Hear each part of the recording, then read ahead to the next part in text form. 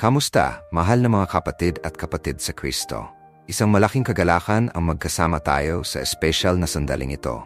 Kung narito ka, ito ay dahil hinahanap mo ang mas malalim na pakikipagtagpo sa Diyos at nais maranasan ang makapangyarihang pagbabago ng panalangin. Ngayon, tayo ay magpapalalim sa isang paksa na napakahalaga para sa ating lahat. Panalangin mula sa awit 23 at 91 para sa mga pagpapagaling at himala. Bago tayo magsimula, inaanyayahan kita na maghanap ng tahimik na lugar kung saan maaari mong madama ang presensya ng Panginoon. Ihanda ang iyong puso at isipan dahil tayo ay magkakaroon ng koneksyon sa mga pangako ng Diyos na nakapaloob sa mga makapangyarihang awit na ito. Kung hindi ka pa nakasubscribe sa aming channel, samantalahin ang pagkakataong ito para mag-subscribe ngayon. Sa ganitong paraan, lagi kang magiging updated sa mga nilalaman na nagbibigay ng lakas sa iyong pananampalataya at nagpapalakas ng iyong paglalakbay kasama si Kristo. At siyempre, huwag mag-atubiling mag-iwan ng komento sa ibaba, ibinabahagi ang iyong mga inaasahan at kung ano ang inaasahan mong matamo sa sandaling ito ng panalangin. Ang awit 23 ay isa sa mga pinakamahalagang teksto sa Biblia. Ipinapakita nito sa atin ng Diyos na ating pastol na nagmamalasakit sa atin na may pag-ibig at pangangalaga. Itinuturo nito na kahit sa gitna ng mga pinakamahirap na sitwasyon, maaari tayong makatagpo ng kapayapaan at seguridad sa ilalim ng kanyang proteksyon. Kapag sinabi na, kahit na ako'y dumaan sa libis ng anino ng kamatayan, hindi ako matatatak ng masama sapagkat ikaw ay kasama ko, tayo ay naalala na hindi tayo nag-iisa.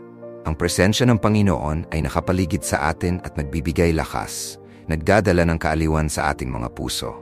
At ano ang masasabi natin tungkol sa awit 91? Ito ay tunay na kanlungan para sa ating mga kaluluwa. Sa mga pangako ng proteksyon at pagliligtas nito, nagdadala ito sa atin ng pag-asa at pananampalataya.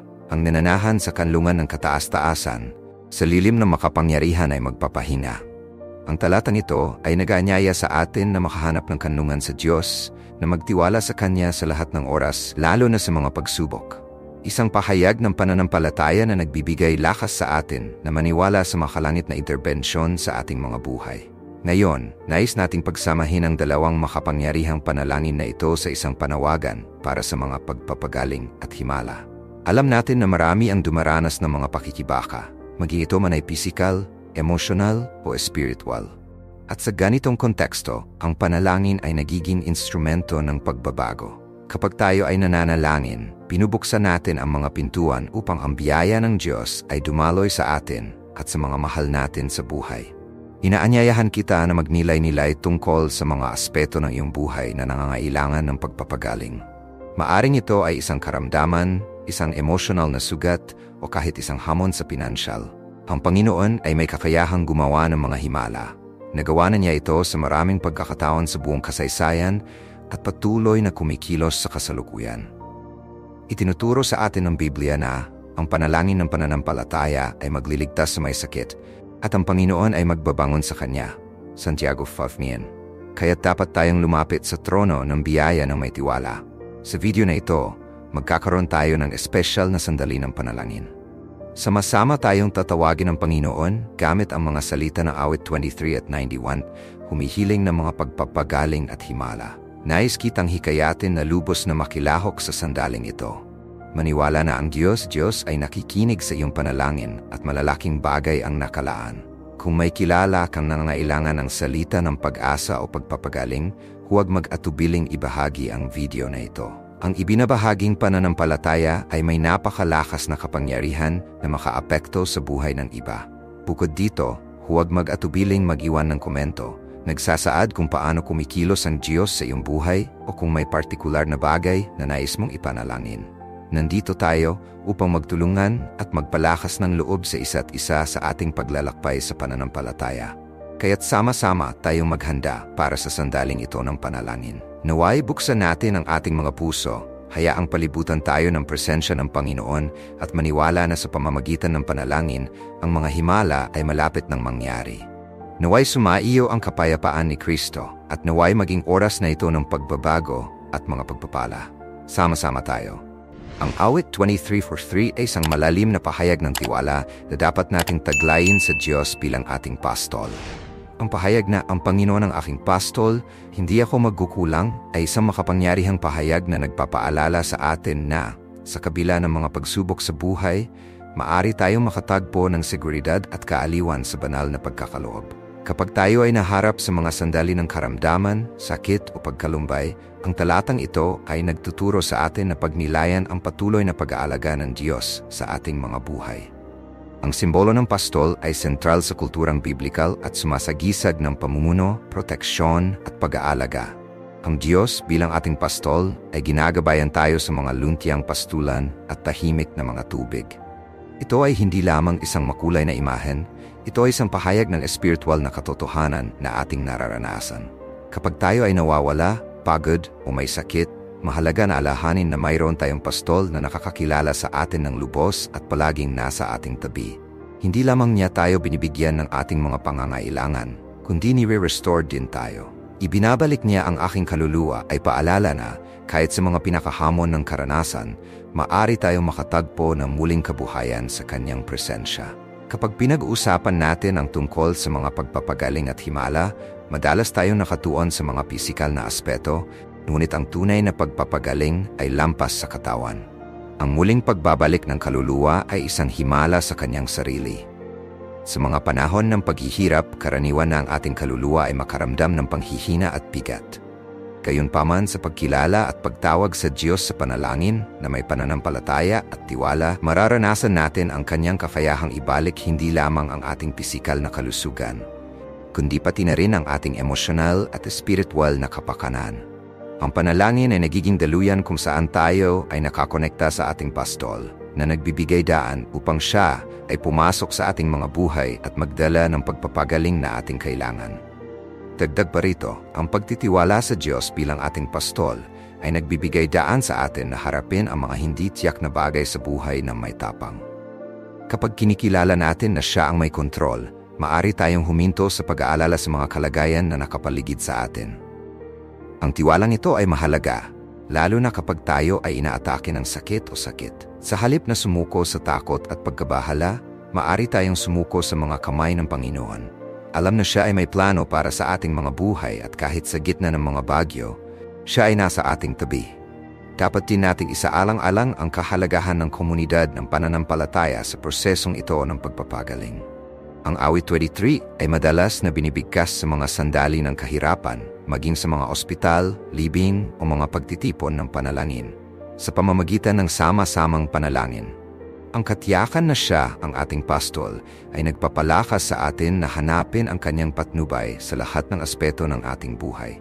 Sa ating pagsuko sa kanya sa panalangin, binubuksan natin ang puwang para sa kanyang mga pangako ng paggaling at pagpapanumbalik na maganap. Ang pananampalataya ay hindi isang bulag na paniniwala, kundi isang aktibong pagtitiwala sa Diyos na labis na nagmamalasakit sa atin. Habang tayo lumalapit sa Kanya, maari nating maranasan ang pagbabago na nagmumula sa Kanyang banal na pagkilos at mapagmahal na presensya. Sa mga sandali ng krisis, laging dapat nating ipaalala sa ating mga sarili na ang Panginoon ang ating pastol. Siya ang gumagabay, nagpaprotekta at nagpapagaling sa atin. Sa pagtitiwala sa Kanya, maari tayong umasa hindi lamang sa pisikal na paggaling, kundi pati na rin sa mga himala ng kaluluwa at espiritu, sapagkat siya ay tapat sa Kanyang mga pangako at laging handang tanggapin tayo sa Kanyang mapagmahal na mga bisig. Sa pagninilay sa awit 91, 1-2, agad tayong nadadala sa pagninilay sa lalim ng relasyon na maari nating buuin sa Diyos ang ating kanlungan at kalakasan. Nagsisimula ang salmong ito sa isang makapangyarihang pahayag. Ang nananatili sa lihim na dako ng kataas-taasan ay mananatili sa lilim ng makapangyarihan. Dito, natuklasan natin ang isang malinaw na paanyaya na lumapit sa Diyos. Kinikilala siya bilang ating ligtas na kanlungan sa mga panahon ng kaguluhan at kawalang katiyakan. Ang imahe ng lihim na dako ng kataas-taasan ay nagmumungkahi ng isang lugar ng seguridad, isang sagradong espasyo kung saan maari tayong magtago mula sa mga unos ng buhay. Ang kalapitang ito ay hindi lamang isang theological na konsepto, kundi isang karanasang buhay. Kapag hinahanap natin ang presensya ng Diyos sa ating pagsuko sa panalangin at pagmumuni-muni, natatagpuan natin ang isang puwang ng kapayapaan na lumalampas sa mga pagsubok na ating hinaharap. Ang kapayapang ito ay mahalaga, lalo na sa mga oras ng karamdaman o krisis, sapagkat nagbibigay ito sa atin ng tiwala na hindi tayo nag-iisa. Sa konteksto ng mga paggaling at himala, tinuturo sa atin ng salmong ito na ang ating pagtitiwala sa Diyos ay napakahalaga. Ang pagkakaroon ng tahanan sa lihim na dako ng kataas-taasan ay hindi isang pasibong hakbang. Ito ay isang aktibong pagpili na hanapin ang Diyos sa lahat ng pagkakataon. Kapag tayo ay humaharap sa mga sakit o hamon sa kalusugan, madali tayong makaramdam ng kawalang katiyakan. Gayunpaman, ang paanyayang manatili sa presensya ng Diyos ay nagbibigay sa atin ng katiyakan na siya'y kasama natin, handang magbigay ng aliw at paggaling. Ang pagpapatuloy ng talatang 2 ay nagtuturo sa atin na, sa pagtitiwala sa Diyos, maaari nating ipahayag, siya ang aking Diyos, ang aking kanlungan, ang aking kalakasan. Ang pahayag na ito ay isang akto ng pananampalataya.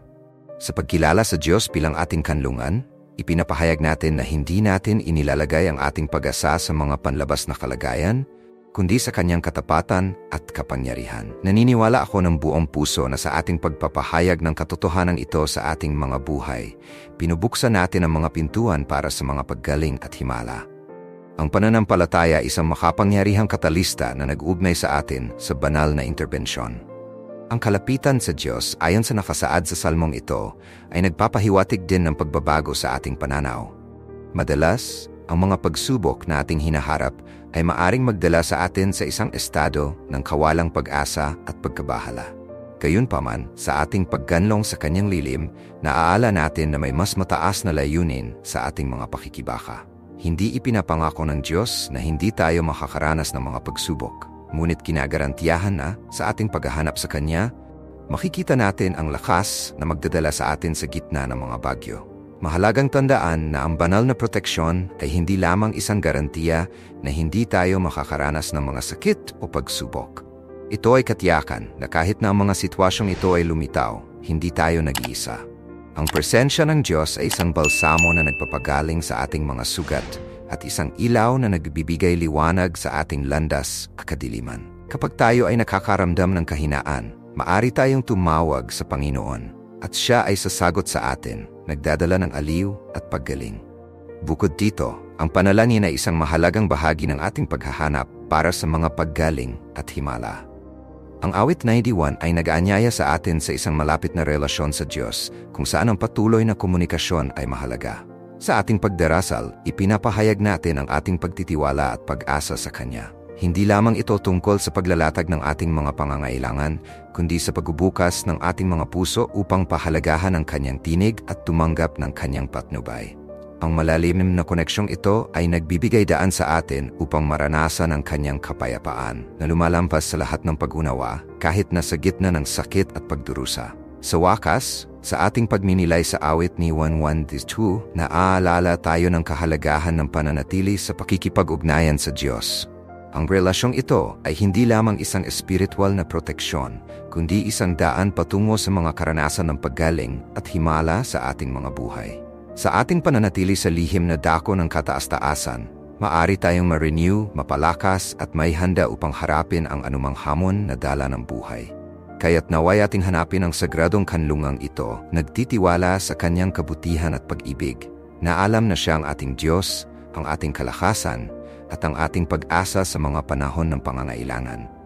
Ang pagninilay sa mga awit 23 at 91, lalo na sa awit 91:10-11, ay nagtuturo sa atin ng malalim na pag-unawa sa banal na proteksyon na inaalok ng Diyos sa bawat isa sa atin. Kapag pinagmuni-munihan natin ang pangako na walang salot na darating sa ating tahanan, tayo ay naalala sa seguridad na ating natagpuan sa Diyos, lalo na sa mga panahon ng kawalang katiyakan at pagdurusa. Ang talatang ito ay isang paanyaya upang tayo ay magtiwala sa pagkakaloob at pag-aalaga ng Diyos na nakapalibot sa atin sa Kanyang proteksyon. Sa isang mundong puno ng mga hamon, sakit at kawalang katiyakan, madali tayong makaramdam ng kahinaan at kawalang bisa. Ang katotohanan ng buhay ay maaring maging mahirap at madalas tayong humaharap sa mga sitwasyong tila hindi mapagtagumpayan. Sa ganitong senaryo, ang salita ng Diyos ay nagiging ilaw ng pag-asa. Ang awit 91:10-11 ay tumitiyak sa atin na kahit nasa harap ng mga pagsubok, mayroon tayong Diyos na nagbabantay sa atin, na nagpadala ng Kanyang mga anghel upang tayo'y protektahan. Ang pangakong ito ay isang makapangyarihang paalala na hindi tayo nag-iisa. Ang presensya ng mga anghel ay isang simbolo ng banal na pag-aalaga na kumikilos sa ating mga buhay sa mga paraang madalas ay hindi natin nakikita.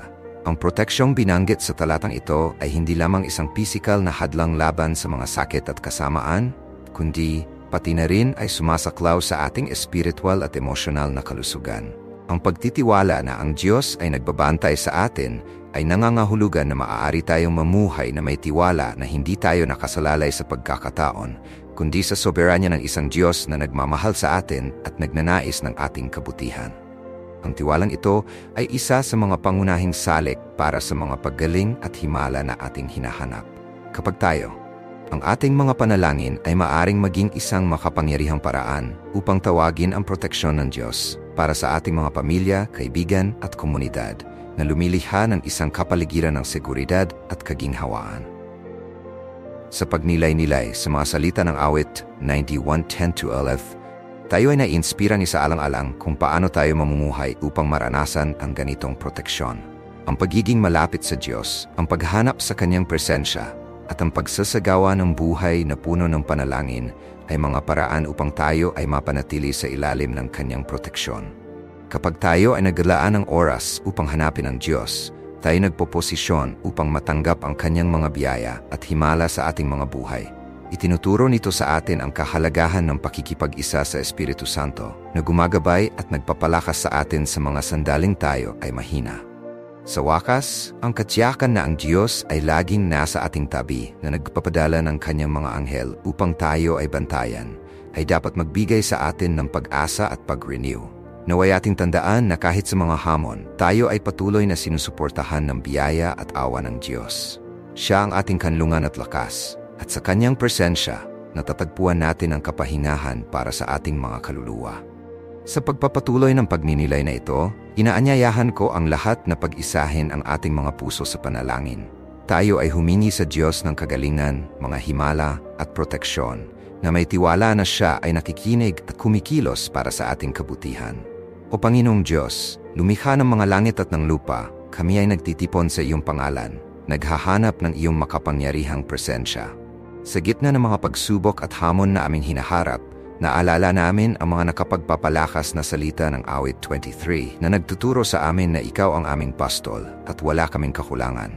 Panginoon, sa iyo namin natatagpuan ang kapahingahan at kapayapaan, kahit na kami ay dumadaan sa madidilim na lambak.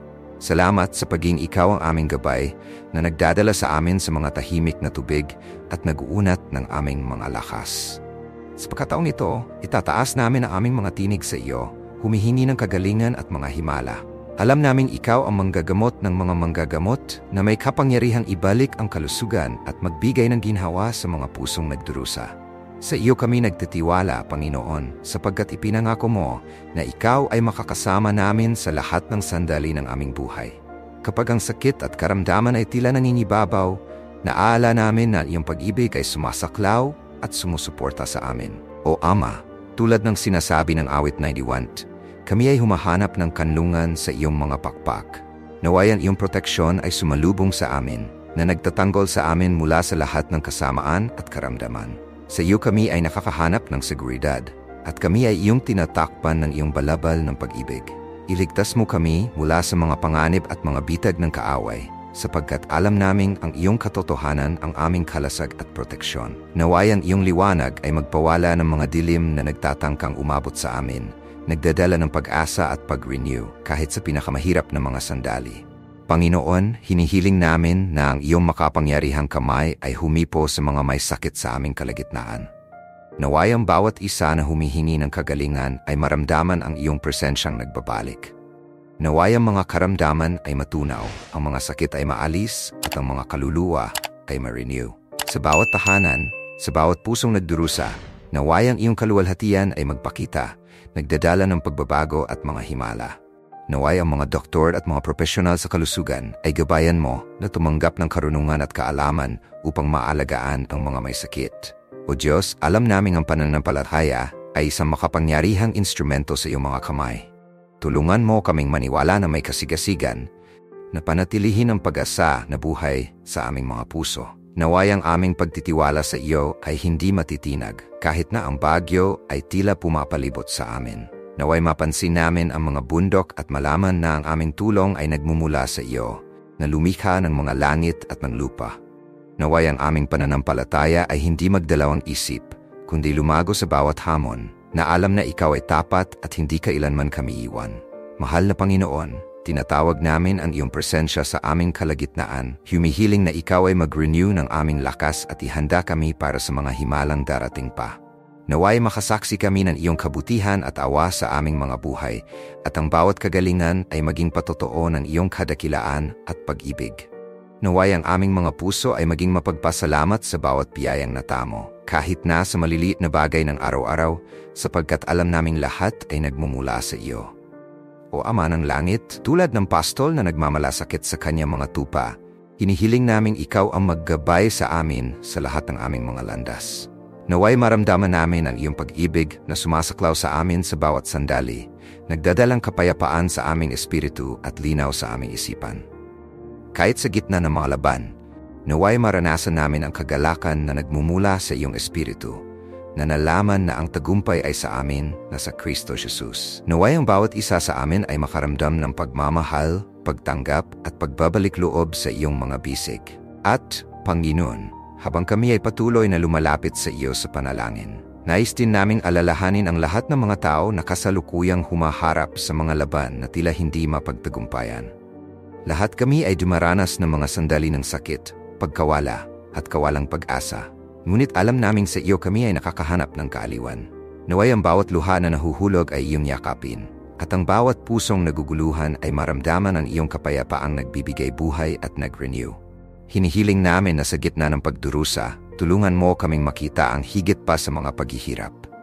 Naway makita namin ang liwanag ng iyong pag-asa na nagniningning kahit sa pinakamasalimuot na oras. Naway ang aming pananampalataya, Panginoon, ay maging isang buhay na patotoo ng iyong kapangyarihan at kabutihan. Na sa pagdaan namin sa mga pagsubok, naway maalala namin ang mga pangako na iyong ibinigay sa iyong salita, at ang iyong katapatan ay magbigay lakas sa amin upang magpatuloy. O Ama, kinikilala namin ang buhay ay madalas na puno ng mga hamon, ngunit ito rin ay punong-puno ng mga pagkakataon upang mas makilala ka ng mas malalim. Naway ang bawat hirap na aming dinaranas ay maglapit sa amin sa iyo at magturo sa amin na umasa sa iyong pag-ibig at biyaya. Tulungan mo kaming lumago sa aming espiritualidad at maging mas katulad ni Kristo, na sa kanyang buhay sa lupa ay nakaranas din ng mga pagdurusa, ngunit hindi kailanman lumayo sa iyo. Panginoon, hinihiling namin na ang iyong Espiritu Santo ang magpalakas at gumabay sa amin sa lahat ng aming mga landas. Naway bigyan mo kami ng kaalaman at pangunawa upang makagawa kami ng mga desisyon na nagbibigay luwalhati sa iyo. Na sa lahat ng aming gagawin, naway maipakita namin ang liwanag ni Kristo, na maging halimbawa ng pag-ibig at malasakit sa mga tao sa paligid. Ang ating mga panalangin ay maaring maging mapangyarihang paraan upang ipanawagan ang proteksyon ng Diyos sa ating mga pamilya, kaibigan at komunidad, na lumilikha ng isang kapaligiran ng seguridad at kaginhawaan. Sa pagninilay-nilay sa mga salita ng Awit 91:10-11, naisin nating pag-isipan kung paano tayo maaring mamuhay upang maranasan ang proteksyong ito. Ang pagiging malapit sa Diyos, ang paghahanap sa kanyang presensya, at ang pagsasagawa ng buhay na puno ng panalangin ay mga paraan upang tayo'y mailagay sa ilalim ng kanyang proteksyon. Kapag tayo'y naglaan ng oras upang hanapin ang Diyos, tayo'y nagpoposisyon upang matanggap ang kanyang mga biyaya at mga milagro sa ating buhay. Itinataas nito ang kahalagahan ng pakikipag-ugnayan sa banal na Espiritu, na gumagabay at nagpapalakas sa atin sa mga pagkakataong tayo'y mahina. Sa wakas, ang katiyakan na laging kasama natin ang Diyos na nagpapadala ng kanyang mga anghel upang tayo pangalagaan ay dapat magbigay sa atin ng pag-asa at panibagong lakas. Naway ating tandaan na kahit sa gitna ng mga pagsubok, patuloy tayong pinapangalagaan ng biyaya at awa ng Diyos. Siya ang ating kanlungan at lakas, at sa kanyang presensya ay matatagpuan natin ang kapahingahan para sa ating mga kaluluwa. Sa pagpapatuloy ng pagninilay na ito, inaanyayahan ko ang lahat na pag-isa ang ating mga puso sa panalangin. Ipanalangin natin ang Diyos para sa kagalingan, mga milagro at proteksyon, tiyak na kanyang dinirinig at kumikilos para sa ating kapakanan. O Panginoong Diyos, lumikha ng langit at lupa, kami ay nagtitipon sa iyong pangalan na naghahanap ng iyong makapangyarihang presensya. Sa gitna ng mga pagsubok at hamon na aming kinakaharap, naalala namin ang nakakabawas tindig na mga salita na awit 23 na nagtuturo sa amin na ikaw ang aming pastol at wala kaming kakulangan. Panginoon, sa iyo kami nakatagpo ng kapahinahan at kapayapaan kahit na kami ay dumadaan sa mga madidilim na lambak. Nagpapasalamat kami na ikaw ang aming gumagabay na nagdadala sa amin sa mga tahimik na tubig at nagbabalik ng aming lakas. Sa mga sandaling ito, itataas namin ang aming mga tinig sa iyo, nananawagan para sa kagalingan at mga milagro. Alam naming ikaw ang manggagamot ng mga manggagamot, ang may kapangyarihang magpabalik ng kalusugan at magdala ng ginhawa sa mga pusong nagdurusa. Sa iyo kami nagtitiwala, Panginoon, sapagkat ipinangako mo na ikaw ay makakasama namin sa lahat ng sandali ng aming buhay. Kapag ang sakit at karamdaman ay tila naninibabaw, naalala namin na ang iyong pag-ibig ay nakapaligid sa amin at sumusuporta sa amin. O Ama, tulad ng mga kapanatagan ng awit 91, kami ay humihingi ng kanlungan sa iyong mga pakpak. Naway ang iyong proteksyon ay sumaklaw sa amin, na pinangangalagaan kami mula sa lahat ng kasamaan at karamdaman. Sa iyo kami nakatagpo ng seguridad, at kami ay natatakpan ng iyong balabal ng pag-ibig. Iligtas mo kami mula sa mga panganib at mga patibong ng kaaway, sapagkat alam namin ang iyong katotohanan, ang aming kalasag at proteksyon. Naway ang iyong liwanag ay magpalayas ng mga dilim na nagtatangkang umabot sa amin, nagdala ng pag-asa at panibagong lakas, kahit sa mga pinakamasalimuot na pagkakataon. Panginoon, kami ay humihiling na ang iyong makapangyarihang kamay ay humipo sa mga may sakit sa aming kalagitnaan. Naway maramdaman ng bawat isa na humihingi ng kagalingan ang iyong presensyang nagbabalik. Naway ang mga karamdaman ay maglaho, ang mga sakit ay maibsan, at ang mga kaluluwa ay ma-renew. Sa bawat tahanan, sa bawat pusong nagdurusa, naway magpakita ang iyong kaluwalhatian, nagdadala ng pagbago at mga milagro. Naway ang mga doktor at mga profesional sa kalusugan ay gabayan mo na tumatanggap ng karunungan at pangunawa upang maaalagaan ang mga may sakit. O Diyos, alam naming ang pananampalataya ay isang makapangyarihang instrumento sa iyong mga kamay. Tulungan mo kaming maniwala ng may paghahangad na panatilihing buhay ang pag-asa sa aming mga puso.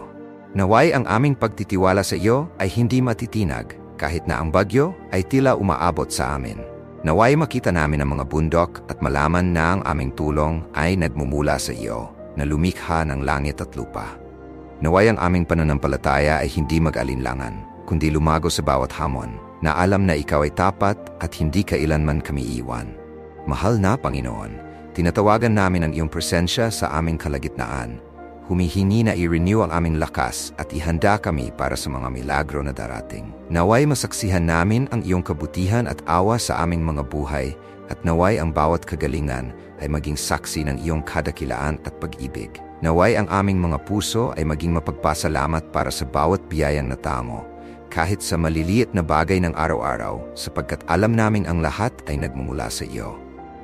O Amang makalangit, tulad ng pastol na nagmamalasakit sa kanyang mga tupa, hinihiling namin na iyong kami gabayan sa lahat ng aming mga landas. Naway madama namin ang iyong pag-ibig na sumasaklaw sa amin sa bawat sandali, nagdadala ng kapayapaan sa aming espiritu at kaliwanagan sa aming isip. Naway kahit sa mga laban, maranasan namin ang kagalakan na nagmumula sa iyong espiritu, na alam na ang tagumpay ay sa amin na kay Kristo Jesus. Naway ang bawat isa sa amin ay makaramdam ng pag-ibig, pagtanggap at pagbabalik sa iyong mga bisig. At Panginoon, habang kami ay patuloy na nananawagan para sa kagalingan at mga milagro, naway kami rin ay maging mga ahente ng kagalingan sa buhay ng iba. Naway ang aming pananampalataya ay maging konkretong mga hakbang, nagdala ng pag-asa at pag-ibig sa mga nangailangan. Naway ang bawat salitang aming bibitawan ay maging pamahid para sa mga sugatang kaluluwa, at naway kami maging ilaw sa gitna ng kadiliman. Panginoon, tulungan mo kaming makita ang mga pangangailangan sa paligid at tumugon ng may habag at kagandahang loob. Naway ang iyong kapayapaan na higit pa sa lahat ng kaalaman ay magbantay sa aming mga puso at isip kay Kristo Jesus.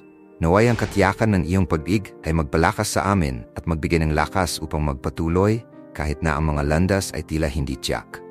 Alam namin na sa iyo, natagpuan namin ang aming seguridad at ang iyong presensya ang aming tahanan. Naway makapagpahinga kami sa katiyakan, ikaw ay laging nasa aming tabi handang tumulong sa oras ng kaguluhan, na nagdadala ng kagalingan at pagbabalik sa bawat buhay na nananawagan sa iyo. O Panginoon, habang patuloy kaming humaharap sa iyo sa panalangin, nais din naming alalahanin ang lahat ng mga tao na sa oras na ito ay nahaharap sa mga laban na tila hindi malalampasan. Lahat tayo ay dumaranas ng mga sandali ng sakit, pagkawala at kawalang pag-asa, ngunit alam naming sa iyo kami nakatagpo ng kaaliwan. Naway ang bawat luha na ibinuhos ay iyong tanggapin. At naway ang bawat pusong naguguluhan ay makaramdam ng iyong kapayapaan na nagbabago at nag-renew. Hinihiling namin na, sa gitna ng pagdurusa, tulungan mo kaming makita ang higit pa sa mga paghihirap. Naway makita namin ang liwanag ng iyong pag-asa na nagniningning, kahit sa mga pinakamadilim na oras.